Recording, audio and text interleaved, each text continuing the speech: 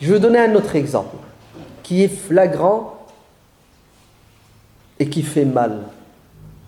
Ne le dites à personne. C'est tellement honteux qu'il vaut mieux laver son linge sale en famille. Ouais. Peut-être lui là-bas il doit être au courant. T'as fait le pèlerinage? Oui, t'as fait le pèlerinage. Non. Qui a encore fait le pèlerinage? Non? T'as fait le pèlerinage? D'accord. Tu l'as fait quand?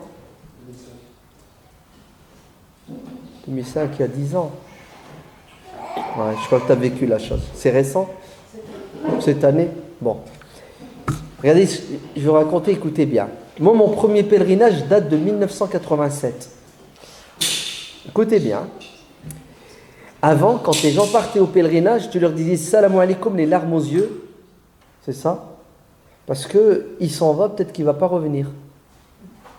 Allez, nos parents, ils vont au bled. On se dit salam alaikum, ça fait chaud au cœur, c'est ça? Mais bon, bled, à part la douane, les flics. Mais le pèlerinage, quand quelqu'un allait au pèlerinage à l'époque, tu te dis, est-ce qu'il va revenir? Et pourtant, il y va en avion, le moyen de transport le plus sûr. Le problème, c'est pas l'avion, c'est pas le bateau. Le problème, vous savez, c'est quoi? C'est le jour J du pèlerinage. Ici, en France, on fait ce qu'on appelle l'Eid, l'Eid, la fête du mouton. C'est ça? C'est la fête. À la Mecque, les pèlerins subissent l'Eid. Alors, je vous explique ce que ça veut dire. À un moment donné, dans le pèlerinage, le jour de l'Aïd, quand nous on égorge le mouton, vous savez ce que doivent faire les pèlerins? Ils doivent aller à un endroit et jeter 7 cailloux.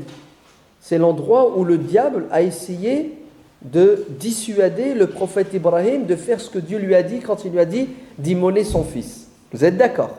Il a vu le diable qui lui a dit mais t'es fou, t'obéis à Dieu, c'est n'importe quoi. Et Ibrahim a pris un caillou, il lui a jeté un caillou à la face, un deuxième, 7 cailloux.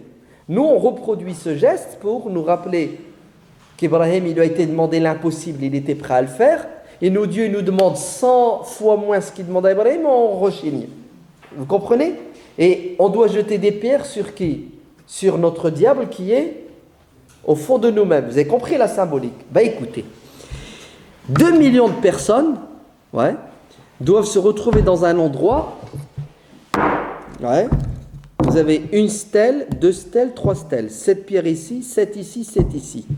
2 millions de personnes doivent passer comme ça dans un couloir, jeter 7 pierres, 7 et 7. Okay? Vous prenez toutes les lois de la physique et des mathématiques. Ces 2 millions de personnes ne peuvent pas faire ce geste entre midi et 17 heures. Parce que le prophète sallallahu alayhi wa sallam a fait ce geste entre le zénith, midi, dhuhr, et le coucher du soleil.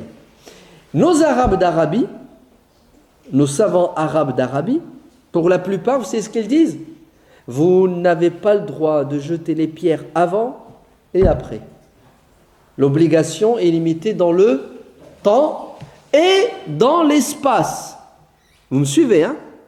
Résultat, quand tu es ici dans les tentes et tu te prépares pour faire 2-3 km à pied pour aller jeter les pierres, avant de partir, tu dis adieu à ton collègue, à ton voisin.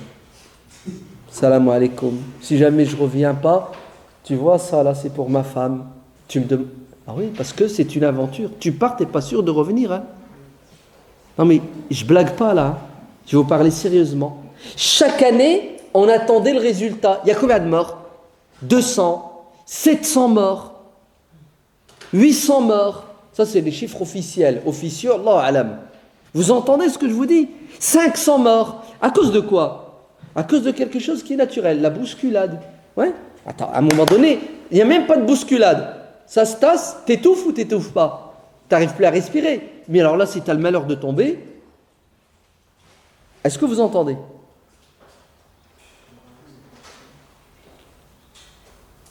C'est grave ou c'est pas grave?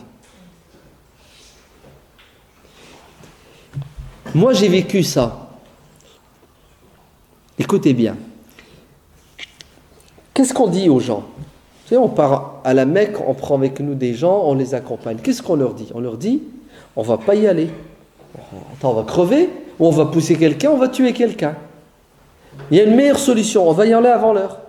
Allez, avant l'heure prescrite par certains savants qui te disent l'heure c'est ça. Pourquoi? Le bon sens. Le bon sens. Et pourquoi je vais aller crever ou je vais tuer des gens? Ouais. Vous savez ce qu'il nous disait? Votre pèlerinage n'est pas valable. C'est pourquoi il n'est pas valable ton pèlerinage? Parce que tu n'as pas tué, tu n'as pas bousculé. Non, en fait, il n'est pas valable parce que tu l'as fait avant l'heure ou après l'heure.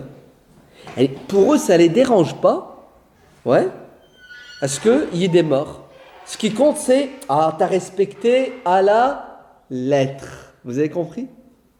Ils oublient les objectifs de la religion.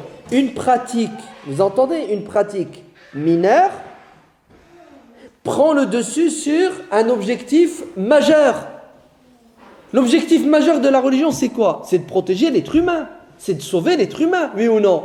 Non. Ces gens-là te disent, tue-le, sacrifie-le. Est-ce que vous entendez la gravité du problème? Voilà. À la lettre. Quitte à ce qu'il y ait des morts. C'est pas grave. Alors regardez. Aujourd'hui, après 30 ans, 40 ans de massacre, ils ont bougé un peu les lignes. Vous savez ce qu'ils ont fait? Ils ont touché au lieu. Ils ont fait des étages. Vous avez compris? Hein? C'est une évolution. Ça, ils ont fait des étages. C'est-à-dire, il y a 100 000 personnes qui vont faire le rite au rez-de-chaussée, 100 000 au premier étage, deuxième, troisième. Et ils ne se croisent pas. Vous savez, ils ont fait des flux. C'est intelligent, c'est bien calculé, c'est bien pensé. Et ils ont mis des caméras partout. Et dès qu'il y a un petit embouteillage, des feux rouges pour arrêter. C'est magnifique. Je crois que ça doit être les Européens qui ont fait ça, les Français ou les Allemands. C'est récent, ça, 4 ans, 5 ans. Ouais, si, quand même. Si, ça, maximum, je pense, 5-6 ans, pas plus. Vous entendez ce que je viens de vous dire? Alors que depuis longtemps, des savants intelligents crient « Arrêtez le massacre !» Ce qui compte, c'est l'esprit, c'est pas la lettre. Crève. Vous avez compris le problème? Même chose, vous savez où? Tu arrives à la Mecque. Safa, le monticule. Marwa, le monticule. Tu dois faire un aller, un retour, un aller, un retour, comme a fait Hajar, la mère d'Ismaïl, avec son bébé. Ça va? Ça vous chante? Comment tu fais pour que 2 millions de personnes fassent ce rite dans une... Alors là, ça fait à peine en largeur, je sais pas, je vais dire n'importe quoi, 30 mètres de large. Comment tu fais? Billahi alaik. Impossible, techniquement, physiquement. Si, t'étouffes. Ouais. Tu penses même pas à l'adoration, tu penses qu'à sauver ta peau.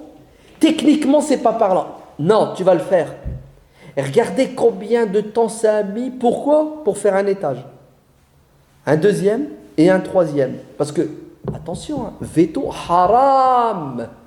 Haram. C'est comme ça. Le monticule de Safa est ici, le monticule de Marwa est ici. Il y a 2 millions. Je vais être méchant, hein. Ils se débrouillent. Non, on a un problème. Il ne faut pas changer. Vous avez vu Ouais. Allez, je vous donne un troisième. Le jour de l'Aïd, vous sacrifiez votre mouton ici. Nous, à la Mecque, on sacrifie aussi un mouton, surtout quand on utilise le rite amateur. Je n'entre pas dans les détails. Imaginez-vous, moi, le français, j'arrive, hop, donne ton mouton, j'égorge le mouton. J'en fais quoi de ce mouton? Le Coran me dit, je nourris les pauvres. Vous êtes d'accord? Je nourris les pauvres. Le problème, c'est qu'on est 2 millions de pèlerins, 1 million de moutons. Il vous en faut combien de pauvres pour manger 1 million de moutons? Vous avez compris? Impossible. Ouais. Vous savez, pendant des années, ce qui se passait? Les gens, ils venaient, ils égorgeaient le mouton. Dans le meilleur des cas, le mec, il arrache une cuisse, ou il prend le foie. Moi, j'en ai vu, il égorge le mouton, puis il s'en va. Et vous savez ce que font les bulldozers? Les bulldozers, hein? Caterpillar, pardon. Caterpillar, c'est américain. Ils viennent, ils creusent des tranchées dans le sable, ils ramènent ces millions de... ces dizaines de milliers de tonnes de viande, de bêtes immolées, et ils mettent ça, ils mettent de la terre dessus. Vous savez pourquoi? Parce qu'il y a des savants qui leur disent, c'est haram, écoutez bien, il est interdit que cette viande quitte la Mecque, parce que le Coran dit, elle doit être mangée par les pauvres des alentours. À la lettre. Allez, ils préfèrent jeter à la poubelle que de mettre cette viande dans des boîtes de conserve et l'envoyer en Somalie.